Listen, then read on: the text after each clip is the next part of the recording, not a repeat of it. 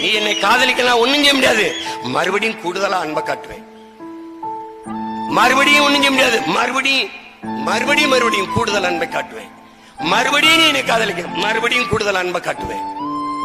கடைசியா என் மரணம் தான் என் காதலை உனக்கு உணர்த்தும்னா, மரணித்து போகும்போதும் நான் என் அன்பை காட்டிவிட்டு தான் சாவேன். அதுவும் இந்த மொழிக்கும், இந்த இனத்திற்கும், இந்த நாட்டிற்கும், மண்ணுக்கும், மக்களுக்குமாக இறுதி வரை உறுதியாக நின்று போராடி ஒரு எளிய மகன் செத்தான் என்கிற வரலாற்று பதிவுதான் வருமே ஒழிய, அடமான வச்சான், 50 சீட்டுக்கு போனா, 500,000 நோட்டுக்கு போனா, இது எங்கள் பரம்பரையிலே கிடையாது.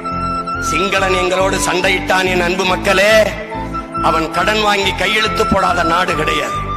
எங்கள் தலைவனும் அந்த ராணுவத்தை எதிர்த்து 35 ஆண்டுகள் சண்டை போட்டார். ₹1 உலக நாடுகளில் கடன் வாங்கி கையெழுத்திட்டது கிடையாது.